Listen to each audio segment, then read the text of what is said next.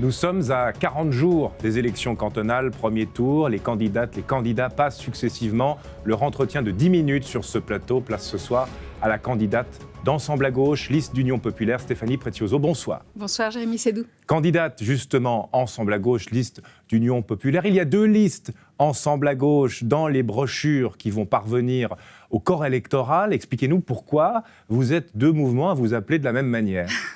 Alors bon, d'abord il faut dire qu'on regrette le fait que le Parti du Travail et ses alliés aient refusé de déposer une liste unique avec nous, ce qui nous aurait évidemment permis de renforcer notre présence au Grand Conseil.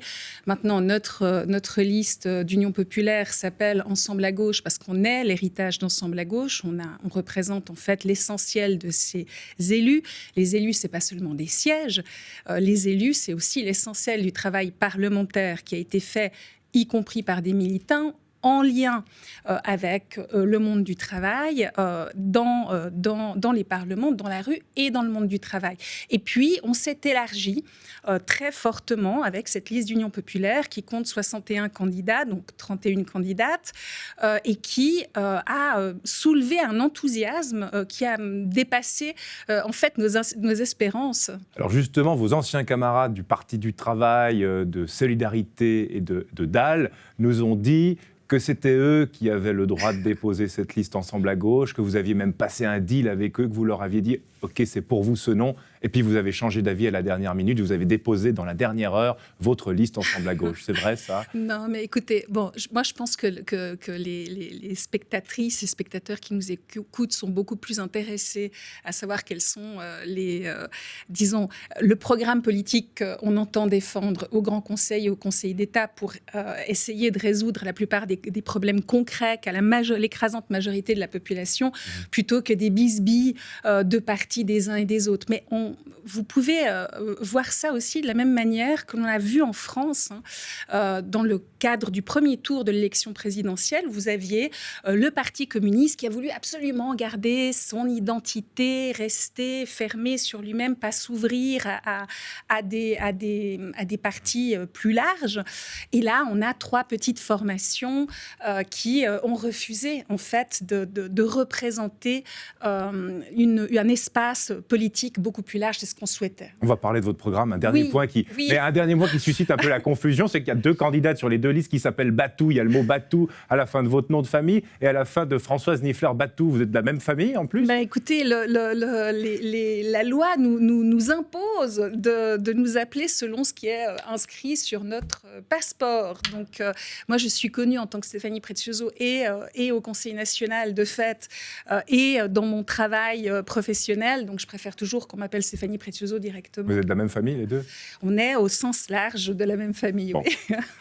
Quelle priorité? Parlons des priorités. Si vous êtes élu au Conseil d'État, vous êtes actuellement conseillère nationale, Stéphanie Pretioso, on vous connaît bien, vous êtes un visage connu à Berne depuis 2020.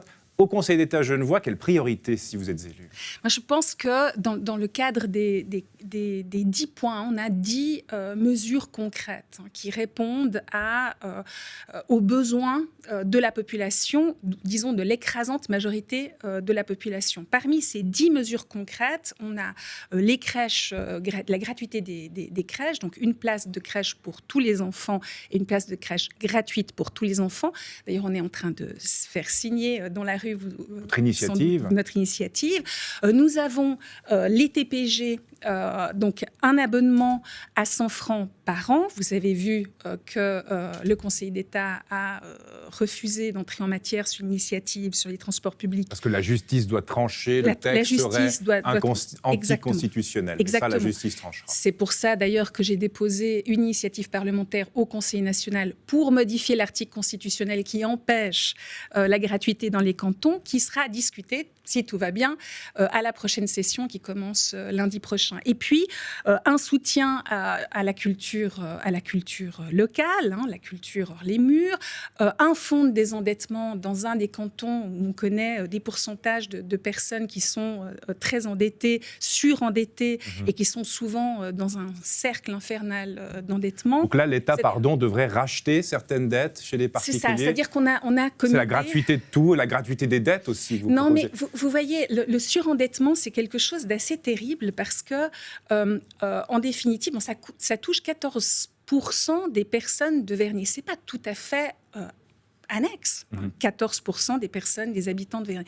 Ça veut dire quoi d'être surendetté? Ça veut dire que c'est souvent lié à des accidents de la vie, au chômage, à des maladies, au divorce. Les jeunes sont surendettés. Et l'impôt, par exemple, ne prend pas en compte la part qui est perçue directement sur le salaire de la personne qui est endettée. Ça veut dire que, y compris pour payer ses impôts, la personne va devoir s'endetter à nouveau. Et c'est pareil pour l'assurance maladie, etc., etc. Il y a toute une série, d'ailleurs, de secteurs qui ne sont pas protégés de la population. J'y pense parce que Anne Bizang est sur ce plateau.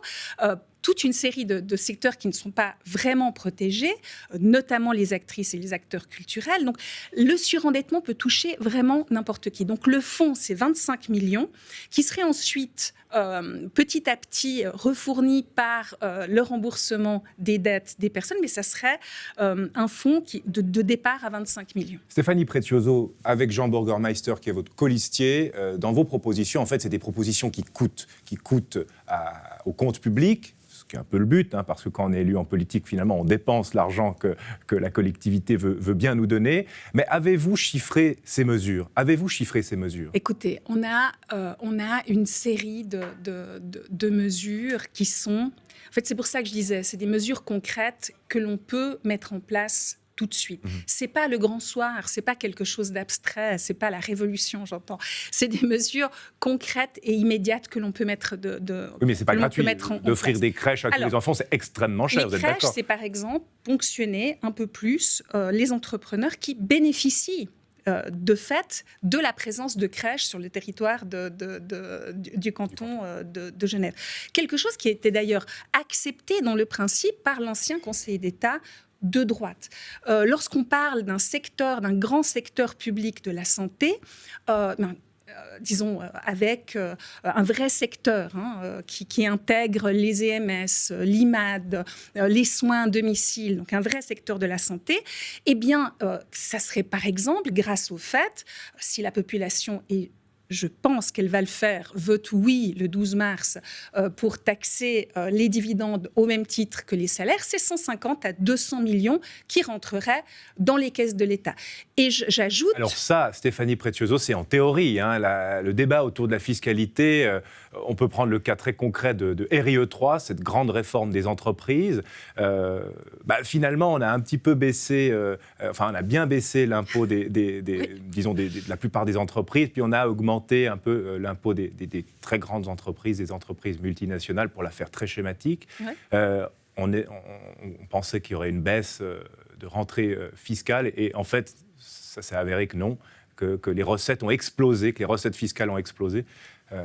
Donc, dans les faits, des fois, on baisse les impôts, mais ça crée une dynamique qui rajoute des recettes fiscales. Mais de fait, là, en ce qui nous concerne et en ce que les quelques mesures que l'on aimerait appliquer, comme la taxation des dividendes, comme par exemple la suspension du bouclier fiscal qui nous a fait perdre 1,5 milliard par an depuis 20 ans, etc., etc., ce sont des mesures qui feraient rentrer effectivement de l'argent. Et quand vous nous dites, ça a explosé, le fait, c'est qu'on n'arrête pas, par exemple, sur l'hôpital... 1 milliard pas attendu, pression. C'est quand même beaucoup.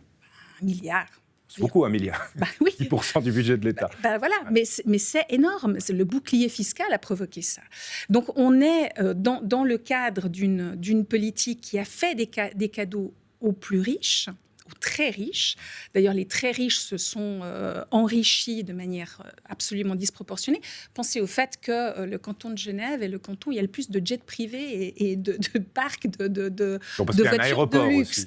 Non mais ok, mais enfin c'est plus grand que le Cloton, c'est plus grand que Zurich, qui ont eux aussi un aéroport.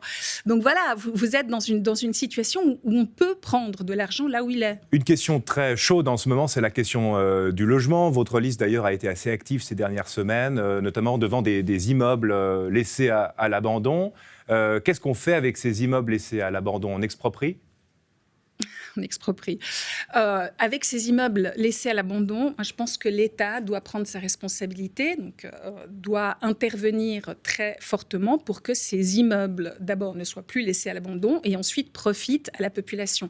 On a ici une situation terrible, c'est-à-dire que les Genevois ne peuvent plus se loger à Genève, ils doivent travailler ailleurs, ils doivent se loger ailleurs, pardon, et donc on est dans une situation absurde avec des logements vides et avec 300 000 espaces, je crois, 300 000 mètres carrés d'espaces de bureaux vides aussi dans une ville où on n'a pas de logement et où les logements sont extrêmement chers. Dernière question, c'est la question qui tue. Une qualité, un défaut pour le poste. Ah mince, j'ai pensé à la qualité, mais je n'ai pas pensé aux défauts. Vous voyez comment je suis. Donc, la qualité, vous l'avez en tête, alors allez-y. Alors, la qualité, c'est la persévérance. Ouais. Je pense... Et le défaut, c'est quoi? Manque de préparation? Non, pourquoi? Puisque vous n'avez pas préparé votre défaut. Ah oui, c'est vrai, ouais, non. Non, leur persévérance est peut-être têtue. Ouais, je suis peut-être un peu têtue. C'est une qualité d'être têtue. Ah, ça dépend. Merci Stéphanie Précioso, Merci bonne campagne à vous.